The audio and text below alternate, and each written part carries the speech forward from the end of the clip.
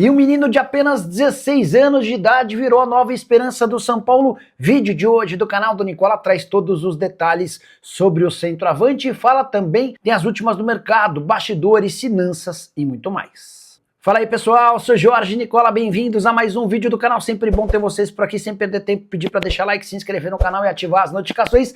Hora de falar sobre uma pesquisa sobre as maiores torcidas do futebol brasileiro, pesquisa essa encomendada pela CBF. Toda vez que a gente traz pesquisas, gera muita polêmica. Primeira colocação nessa pesquisa do Flamengo, 26%. Corinthians aparece em segundo com 19%. São Paulo é o terceiro com 9%. O Palmeiras é o quarto com 7%. Na sequência, o Vasco da Gama, 5%. O Internacional, 4%. E o Cruzeiro, também 4%. Com 3% aparecem Atlético Mineiro, Grêmio e Santos. 2% para Botafogo, Bahia e Fluminense. Outros times somam 11%. Gostaria que você usasse o espaço para comentar. Primeiro para dizer se acredita em pesquisas sobre tamanho de torcida. E depois, o que você pensa sobre esses números que eu apresentei, beleza? Para te falar sobre os clubes brasileiros e o fair play financeiro. Ao longo da semana, a CBF anunciou como pretende começar a praticar o fair play financeiro a partir de 2026. Só para você entender, esse fair play financeiro tem a intenção de exigir que os clubes só gastem aquilo que são capazes de arrecadar, para acabar com essa história de clubes devedores. Pois saibam que se as regras que serão aplicadas a partir de 2026 já estivessem valendo no Campeonato Brasileiro do ano passado, só 7 dos 20 times da Série A seriam aprovados. Você quer saber quais são os 7, certo? Flamengo, Palmeiras, Atlético Paranaense, Atlético Goianiense, Criciúma, Cuiabá e Juventude. E a coisa mais alarmante vem agora. Falei sobre 7 clubes aprovados numa atmosfera ou numa demonstração de 20, certo? Pois saiba que desses 7, 4 caíram. Os 4 rebaixados estavam entre o grupo de times que respeitava o fair play financeiro. São eles o Cuiabá, o Atlético Goianiense, o Criciúma e o Atlético Paranaense. Sobre os 13 clubes que jogaram a Série A do ano passado e teriam sido reprovados se o fair play já estivesse valendo: Botafogo, que foi campeão, Fortaleza, quarto colocado, Internacional, São Paulo, Corinthians, Bahia, Cruzeiro, Vasco, Vitória, Galo, Fluminense, Grêmio e Red Bull Bragantino. Quero falar agora sobre o São Paulo. Quem é o atacante que em seu primeiro treino com o time profissional marcou gol e deixou excelente impressão, encantando o técnico Hernan Crespo? O jogador é Breno, só 16 anos de idade, 1,86 m de altura. Atleta que até 2023 defendia o Palmeiras. Esse jogador é tratado internamente como uma grande joia. Dá uma olhada no que o Douglas Schwartzman, que é o diretor da base do São Paulo, falou para mim sobre o atleta. Ele é o nosso melhor 9 das categorias de base, mas ainda é novo para o profissional. Vamos levá-lo para o sub-20, até para ganhar um pouco mais de físico e se desenvolver, para que daqui a um ano esteja pronto para o time de cima, afirmou o Douglas Schwartzman. O Breno tem 32 jogos e 14 gols pelo sub-17 ao longo da temporada, mesmo tendo muito menos idade do que a grande maioria da categoria. Jogador que é ambidestro e chamou a atenção do Hernan Crespo, foi muito elogiado. Nasceu no ano de 2009 e tem enorme potencial de finalização, cara de muita capacidade. Ainda sobre o São Paulo, registrar que a bruxa segue solta pelos lados do Morumbi. Quarta lesão ou problema em uma semana. Depois de Oscar, que teve um problema cardíaco, Lucas Moura, que voltou a sentir dores no joelho, e Enzo, que precisou ser operado às pressas na Argentina, foi a vez de Arboleda sentir um incômodo, passou por exames e foi constatada uma lesão muscular. O São Paulo tem, nesse momento, 13 desfalques para o confronto contra o Corinthians na próxima quinta-feira. Se essa série de lesões continuar, capaz de o São Paulo nem ter time para entrar em campo diante do seu rival. O que você pensa sobre tudo que eu contei? Já usa o espaço para comentário. Não esquece de deixar like, se inscrever no canal. Deixa eu ver onde é que está o Dineno, Wendel, Pablo Maia, Marcos Antônio, Rodriguinho. Cara, que série. E Arboleda. O Arboleda também se contundiu, tá?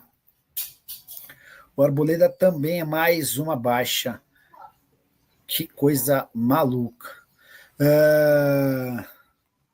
Nicola, agora o Arboleda teve lesão constatada. Assim não vai sobrar ninguém. Pois é, e pior que não é a primeira temporada, né? Quer ver? Deixa eu só ler o que está escrito. Após relatar dores na região posterior da coxa esquerda, o zagueiro Arboleda realizou o exame de imagem na tarde dessa sexta e teve diagnosticado uma lesão muscular. Ele já iniciou o tratamento. Aí não tem nem como defender, né?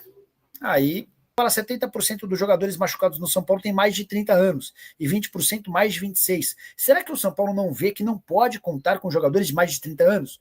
Sua observação é super pertinente. Na primeira reunião de planejamento para o próximo ano, essa foi uma das constatações. Os caras precisam rejuvenescer o elenco e vão contratar jogadores jovens. Nicola, alguma novidade sobre o Oscar? Vai aposentar mesmo? Paulão, eu nem tô indo muito atrás dessa história porque é o tipo do assunto muito particular, né, cara? Acho chato ficar que ele não arrancar à força essa informação. O que dá para contar é que ele teve um desmaio, que nem é algo muito grave. Ele consegue continuar jogando futebol se assim quiser, mas ele tem sido pressionado pela família a abandonar o futebol com medo de que ele possa sofrer alguma coisa pior. Vale lembrar que ele tem contrato até dezembro de 27, e nesse período vai custar ao São Paulo 62 milhões de reais, tá? Ninguém no São Paulo vai admitir publicamente, mas se o Oscar anunciar aposentadoria, posso assegurar para vocês que ninguém no São Paulo vai ficar desesperado não, tá? Hora de falar sobre o São Paulo. Lucas Moura, mais uma vez, é dúvida no tricolor. O jogador voltou a sentir dores no joelho direito, o mesmo que passou por 2 intervenções recentemente. O tratamento tem sido feito com fisioterapia. Dessa maneira, o Lucas Moura deixou de participar da rotina de treinos com bola. Sendo assim, dá para imaginar que dificilmente o Lucas Moura terá condição de participar do confronto da próxima quinta-feira contra o Corinthians, jogo super decisivo para as duas equipes que ainda brigam por vaga em pré-Libertadores. Só para lembrar, desde que foi contratado pelo São Paulo na temporada passada, o Lucas sofre com uma série de problemas. A questão envolvendo o joelho pegou muito nesse ano. Ele chegou a passar por uma artroscopia no dia 30 para retirada de uma fibrose. Desde então esteve à disposição em 9 partidas, sendo 4 como titular e outras 5 saindo do banco de reservas. Desde o início do ano são apenas 28 jogos e 5 gols marcados. Que nota você dá para a passagem do Lucas Moura, essa segunda passagem? Só não se esqueça do custo, atleta que ganha R$1.800.000 por mês. Boa noite, Nicola. O que ocorre com o DM do São Paulo? Isso não é normal. Muitas lesões de jogadores das mais variadas idades. Cara, e não é a primeira temporada, é a terceira, quarta temporada em que tudo acontece. E o caso do São Paulo é tão assustador que foram 3 cirurgias de ligamento cruzado do joelho de centroavantes, você teve uma embolia pulmonar do Luiz Gustavo, você teve um problema cardíaco do Oscar, o Enzo Dias estava na Argentina e precisou passar por uma cirurgia às pressas por conta de uma hérnia.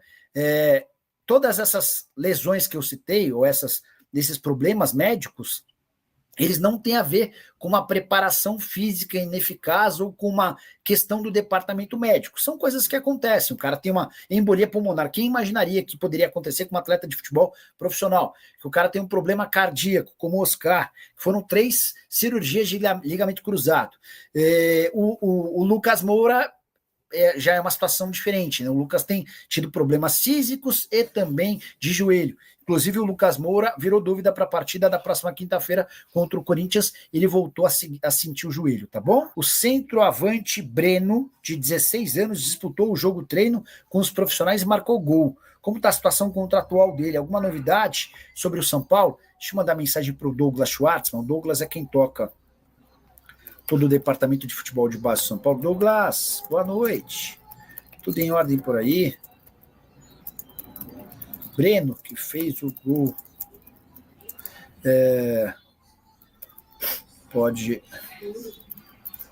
tem contrato profissional com vocês? Como está a situação dele?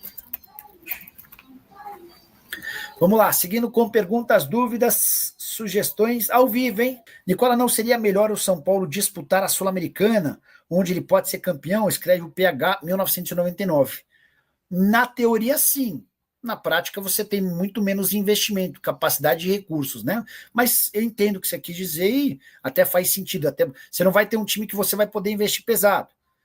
É difícil, mas você tem sentido. Ó, a próxima pergunta, essa aqui é o superchat do Leonardo Limeira. Moreira vai ficar no Porto? Quanto São Paulo vai receber? Inicialmente, a ideia do Porto é ficar com o Moreira por empréstimo. Não sei se o São Paulo vai topar, vou mandar mensagem para o presidente Júlio Casares. Júlio, boa noite. Tudo bem por aí? Moreira pode ficar por empréstimo no Porto em 2026? Mandei aqui, assim que tiver a resposta já conto para vocês, tá bom? Lucas Sanabria e Matias Pellegrini no São Paulo. Vou printar essa mensagem e deixar aqui separadinha para que quando o Júlio responder sobre a possibilidade de o Moreira ficar no Porto, eu já emplaco essa aqui também, tá bom? Beleza? Combinado? E a gente já traz essa atualização. São Paulo, o Belmonte divulgou nessa semana que o São Paulo tende a trazer 2 ou 3 reforços para a próxima temporada, tá? Se o Oscar se aposentar, aí a coisa dá uma bela melhorada. O Oscar abriria uma folha, abriria uma folga na folha do salarial de São Paulo de 2 milhões e 300 mil reais por mês.